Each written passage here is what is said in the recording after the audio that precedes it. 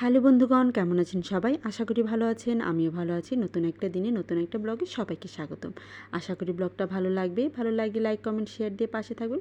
সকালবেলা ঘুম থেকে উঠে বাসি যা কাজ ছিল সব কিছু করে একদম স্নান টান করে রেডি হয়ে নিয়েছি। আর এখন সিঁদুর দিব, মাথা আঁচড়ে নিয়েছি। সিঁদুর দিতে গিয়ে দেখি সিঁদুর দানিতে সিঁদুর যেটা দিয়ে দিব সেটা নেই। থাকবে কোথা থেকে? আমার ছেলে যে আছে, যখনই আমি কোনো কিছু নেই তখনই ওর এটা প্রয়োজন হয়। কটন বাড নেই বা সিঁদুর দান নেওয়ার যে ছোট ছিটা থাকে সেটা নেই, তখনই ওইটাই ওর প্রয়োজন হয়। যাই হোক, একটা তুলি দিয়ে এই যে দিয়ে দিলাম হলো সিঁদুর। তারপরে আপনাদের সাথে একটা জিনিস শেয়ার করি। আমার ঘরের মধ্যে না এরকম ছোট ছোট জিনিসের মধ্যে, ছোট ছোট কাগজের মধ্যে কয়েকটা অক্ষর লেখা আছে। সম্পূর্ণ ঘর আমি এইভাবেই সাজিয়ে রেখেছি। আমার ছেলে যেই জায়গায় বেশি যায়, যেই জিনিসটা দিয়ে বেশি খেলু খেলু করে, সেই জায়গাগুলোতে আমি এগুলো লাগিয়ে রেখেছি।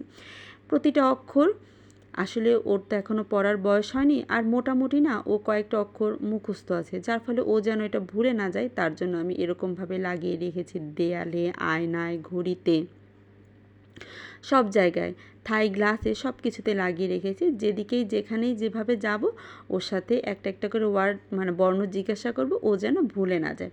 বুদ্ধিটা কিন্তু ভালোই, আপনারা চাইলে কিন্তু এটা একটু অ্যাপ্লাই করতে পারেন আপনাদের বাচ্চার জন্য। খেলার ছলে পড়াশোনা। যাই হোক, তারপরে এগুলো দেখিয়ে টেখিয়ে আমি চলে আসলাম রান্নাঘরে। এখন তো সকালবেলার খাবার দাবার রান্নাবান্না করব। কি রান্না করব? প্রতিদিন এই যে মাছ, ডাল, তরকারি খেতে কিন্তু একদম ভালো লাগে না। তাই ভাবলাম আজকে একটু ভর্তা ভাত খাই।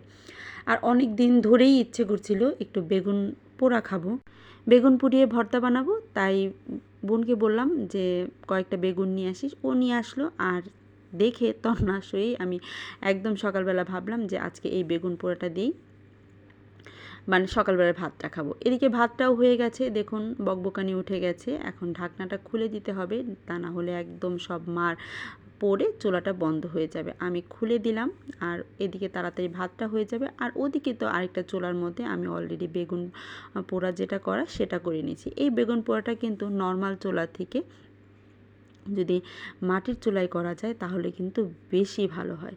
কিন্তু পাবো কোথায়? যেটা আছে সেটা দিয়েই করে নিই। খুব বেশি করে নিই, 2টা বেগুন পোড়াই করে নিয়েছি, একদম খুবই সুন্দর পোড়া হয়েছে। এখন এটা খুব গরম, তাই এটাকে ছোলানো পসিবল না, তাই আমি এটা রেখে দিব। রেখে অনেকক্ষণ পরে এটা খুলে নিই, যখন ঠান্ডা হয়ে যাবে আর কি।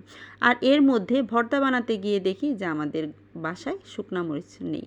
এখন শুকনা মরিচ ছাড়া কি আর এগুলো খেতে ভালো লাগে? শুকনা মরিচ দিয়ে পুড়িয়ে বা ভেজে আলাদা একটা টেস্ট হয়, কিন্তু কি আর করার, নেই তো নেই। তাই কাঁচা মরিচটাকে একদম কালো কালো, একদম শুকনা মরিচের মতো ভেজে নিয়েছি। জানি না খেতে কেমন লাগবে, তবে ভালোই লাগবে। কাঁচা মরিচ যেরকম ভালো লাগে, শুকনা মরিচ যেটা ভালো লাগবে সেরকম না আর কি। ভেজে রেখে দিলাম। আর সাথে করে নিচ্ছি হলো একটু আলু ভাজি। এক ভর্তা দিয়ে খেতে তো আর ভালো লাগবে না, তাই ভাবলাম যে একটু বড় বড় করে আলু ভাজিটা করে নিই, যেটাকে বলে ফ্রেঞ্চ ফ্রাই, সেটাই করে নিচ্ছি।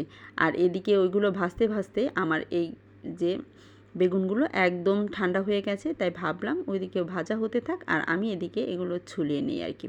আস্তে আস্তে করে সবগুলো ছুলিয়ে নিচ্ছি। আর ঘ্রাণটা যে এত সুন্দর, ভর্তা বানানোর আগেই যে পোড়ার যে ঘ্রাণটা ছুলছি, এত ভালো লাগছে, মানে খুবই ভালো লাগছে আর কি। এই ঘ্রাণটা আমার খুবই ভালো লাগে, বেগুন পোড়ার যে ঘ্রাণটা। আর ছুলেই ফেললাম 2টা, জায়গাটাও পরিষ্কার করে নিলাম। এখন দেখুন এটাকে থেতলে নিচ্ছি, আর সাথে দিয়ে দিলাম মরিচ, আর হলো ওই যে তেল, সাথে একটু পরিমাণ মতো লবণ দিয়ে দেখুন খুব ভালোভাবে এই যে মেখে নিলাম আর কি। এই হয়ে গেল আমার ভর্তা। আর এটা খেতে যে কি ভালো লাগবে গরম গরম ভাতের সাথে, গরম গরম ভাতের সাথে ভর্তা, ইস কেমন যে টেস্ট সেটা বলার কিছু রাখে না। যারা ভর্তা পছন্দ করেন তাদের কিন্তু মানে তাদের কি বলবো আর কি। যাই হোক, আমার এদিকে ভর্তা বানানো শেষ হয়ে গেছে। এদিকে আলু ভাজাটাও মোটামুটি দেখুন হওয়ার দিকে আর কি, এক সাইড হয়ে গেছে। আমি একটু দেখছিলাম যে নরম হয়েছে কি না, দেখলাম যে না হালকা একটু কাঁচা আছে, তার জন্য আর একটু ভালোভাবে ভাজতে হবে। তবে এটা কিন্তু একদম লো আঁচে ভাজতে হবে, তা না হলে পুড়ে যাবে। তাই আমি খুব আস্তে আস্তে করে ভেজে নিচ্ছি। আর এই দিয়ে আজকে আমাদের সকালবেলার খাবার দাবার হয়ে যাবে, কারণ ভর্তা, আর ভর্তাটা ঝাল ঝাল করে বানিয়েছি। আর এই যে আলু ভাজি একটু বেশি লবণ দিয়ে ভেজে নিচ্ছি। যাই হোক, আমার ভাজা টাজা তো অনেক হয়ে গেছে, ভাত রান্নাটাও এদিকে হয়ে গেছে। এখন খাবার দাবার পালা। এই সিম্পল খাবারের মধ্যে কিন্তু একদম জমে যাবে, কি জমে যাবে না? খুব ভালো লাগছে খাবারগুলো দেখে। যাই হোক, আপনাদের কেমন লাগলো আমার ব্লগটা? আশা করি ভালো লেগেছে। ভালো লাগলে লাইক কমেন্ট শেয়ার দিয়ে পাশে থাকবেন। টাটা।